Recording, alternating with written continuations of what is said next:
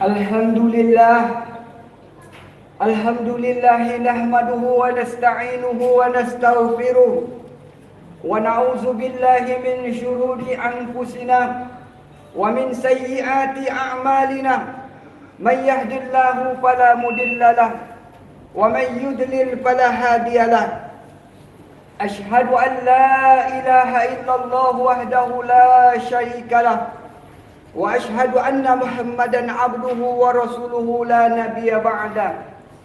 Allahumma fasalli wa sallim ala sayyidina Muhammad ibni Abdullah wa ala alihi wa sahbihi wa mawalah.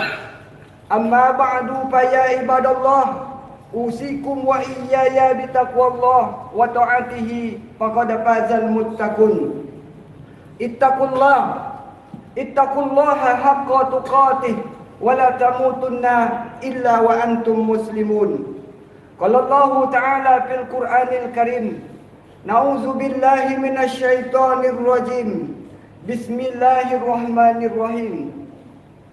Ya ayyuhallazina amanu taqullaha haqqa tuqatih wa la tamutunna illa wa antum muslimun. Shadaqallahul azim. Ma'asyiral muslimin, jamaah sidang Jumat yang dimuliakan Allah. Mengawali khutbah yang singkat ini, khatib tak lupa untuk berwasiat, terutama buat diri khatib pribadi dan juga untuk seluruh kaum muslimin.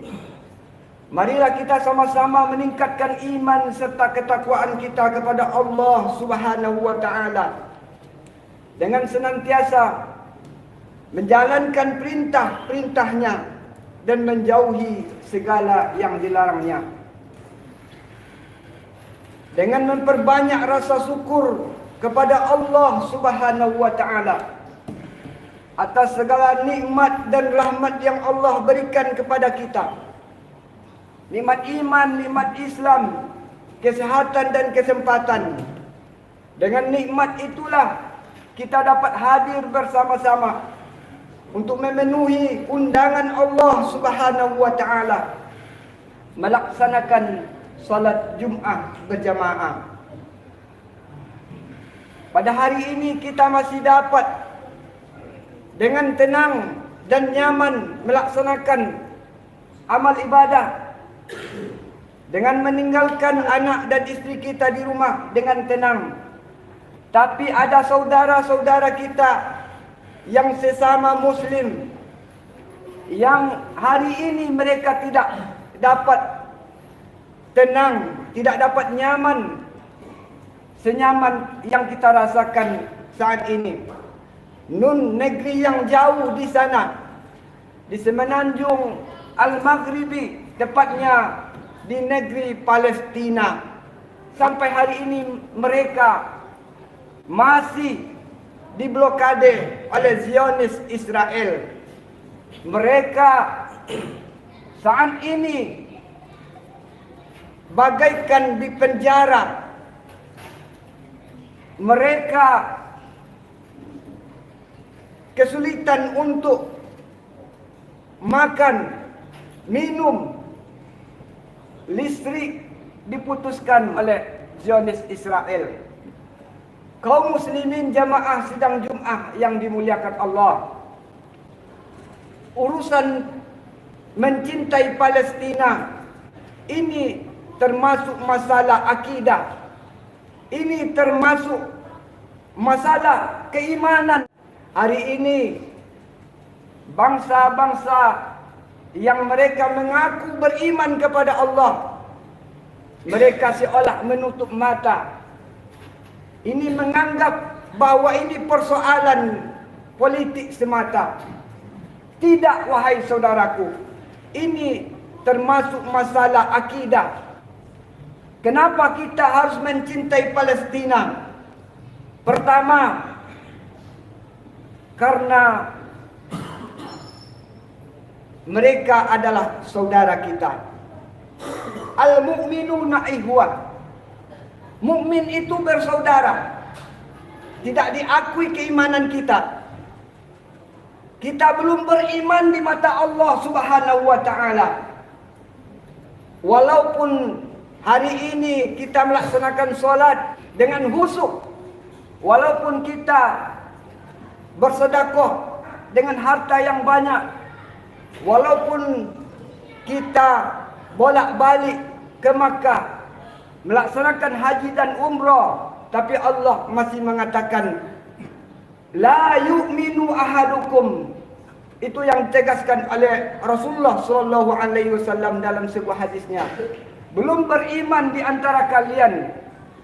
Kapan kita baru disebut sebagai seorang yang beriman?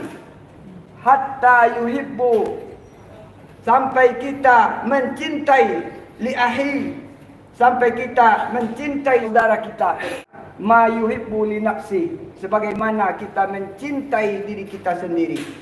Palestina adalah saudara kita, baik dalam segi secara keyakinan, bahkan yang mengakui pertama kali kedaulatan Republik Indonesia ini adalah saudara kita dari Palestina. Yang mengakui kemerdekaan Indonesia ini adalah pertama kalinya setelah Mesir adalah Palestina. Begitu dekatnya hubungan antara Indonesia dengan Palestina. Kaum muslimin jamaah yang dimuliakan Allah. Yang kedua, karena Palestina adalah negeri yang disucikan oleh Allah Subhanahu wa taala. Di Palestina ada Masjid Aqsa, kiblat pertama umat Islam. Dan Masjid Al-Aqsa adalah tempat Rasulullah SAW bertolak melaksanakan Isra dan Mi'raj. Maka Masjid Al-Aqsa adalah masjid yang penuh dengan sejarah. Diperintahkannya ibadah solat 5 waktu dalam peristiwa Isra Mi'raj. Maka sebagai umat muslim, kita harus mencintai Palestina karena Palestina adalah negeri yang disucikan Allah Subhanahu wa taala. Ada 3 negeri yang disucikan Allah: kota Mekah, kota Madinah, dan yang ketiga adalah yaitu Masjid Al-Aqsa. Kalaulah kita biarkan, kita cuek, kita acuh tak acuh saja dengan apa yang terjadi di negeri sana, sekiranya seluruh umat muslim berpikiran begitu, maka hilanglah situs dan yang kita miriskan nantinya. Bagaimana dengan anak cucu kita nanti bertanya ketika terjadi Isra dan Mi'raj yang Allah sendiri di dalam surat Al-Isra Allah firmankan, Subhanallazi asra bi 'abdihi laila. Maha suci Allah yang telah memperjalankan hambanya pada malam hari. Minal masjidil harami ilal masjidil aqsa, yaitu dari Masjidil Haram di Makkah dan Masjid Al-Aqsa di Palestina. Jadi Masjid Al-Aqsa ini adalah punya sejarah yang sangat luar biasa, yaitu diperintahkannya ibadah solat kepada Rasulullah SAW. Kaum muslimin jamaah yang dimuliakan Allah, negeri Palestina adalah negerinya para nabi. Kita kenal dengan ada satu bangsa orang-orang Yahudi yang dulu mereka membunuh para nabi. Mereka telah melakukan kerusakan dan pada hari ini mereka kembali melakukan kerusakan. Mereka bukan membunuh para nabi tapi menghancurkan tempatnya para nabi. Kaum muslimin jamaah yang dimuliakan Allah, Dan banyak lagi alasan kenapa kita harus mencintai Palestina tersebut. Yang menjadi persoalannya, bagaimana kita mencintai Palestina? Usaha apa yang kita lakukan? Kaum muslimin jamaah yang dimuliakan Allah, yang pertama yang kita lakukan sebagai seorang muslim adalah tentunya kita jangan lupa kita kirimkan doa kepada saudara-saudara kita. Jangan anggap remeh doa, wahai saudaraku.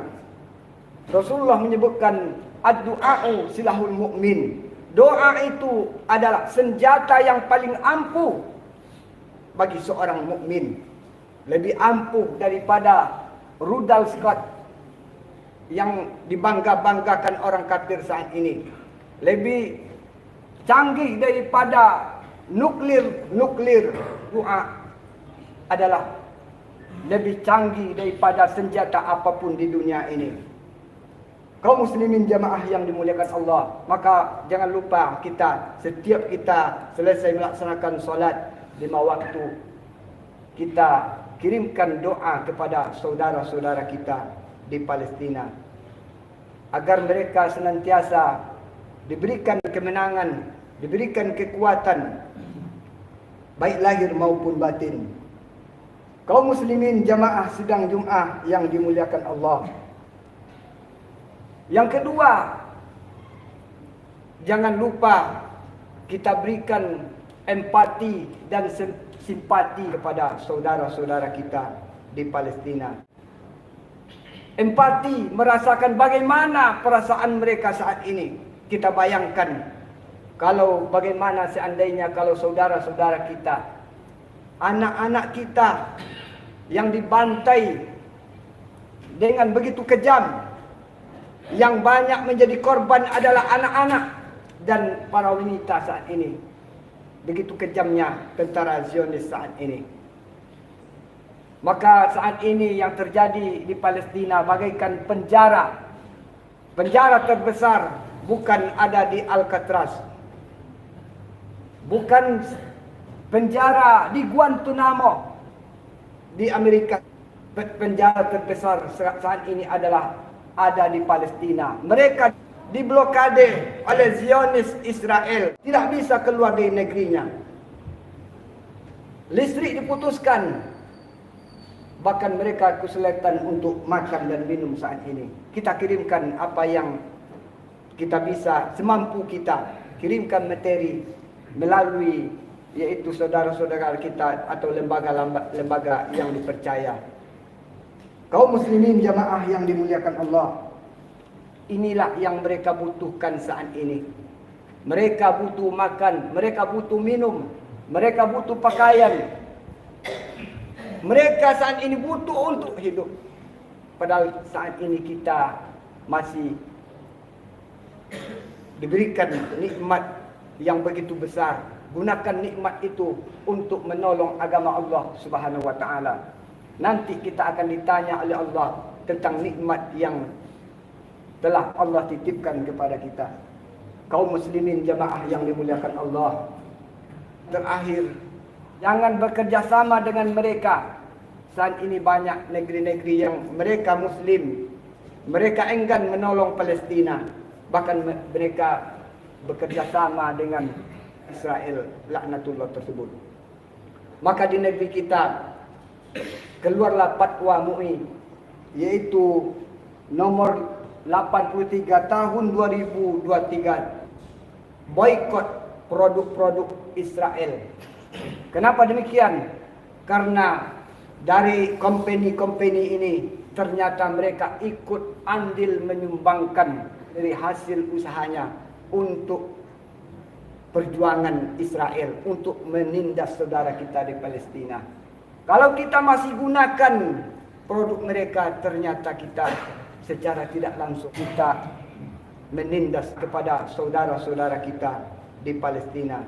Kaum muslimin jamaah yang dimuliakan Allah. Bagaimana kalau kita boikot, mereka tidak akan bangkrut? Jangan tanya itu. Ketika Nabi Ibrahim dibakar oleh Raja Namrus ketika itu, maka ada seekor burung pipit yang ingin mencoba memadamkan api yang membakar Nabi Ibrahim ketika itu. Dengan mengambil air di paruhnya, lalu dia tuangkan di atas api yang menyala-nyala yang membakar Nabi Ibrahim ketika itu. Maka kejadian itu ditertawakan oleh cicak. Mana mungkin api yang sebesar itu bisa kau padamkan?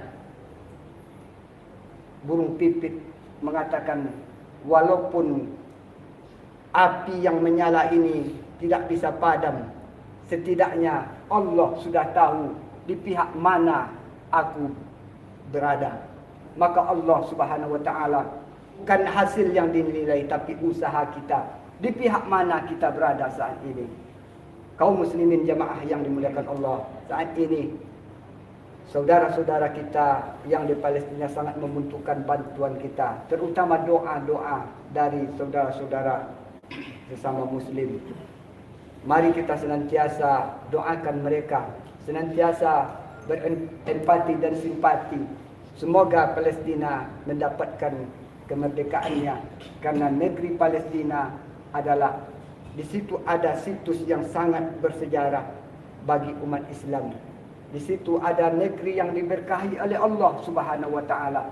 Bahkan siapa yang berdonasi terhadap negeri yang diberkahi Allah Subhanahu wa taala, maka insya-Allah akan mendapatkan keberkahan dari Allah Subhanahu wa taala. Aqulu qauli hadza wastaghfiruhu innahu huwal ghafurur rahim.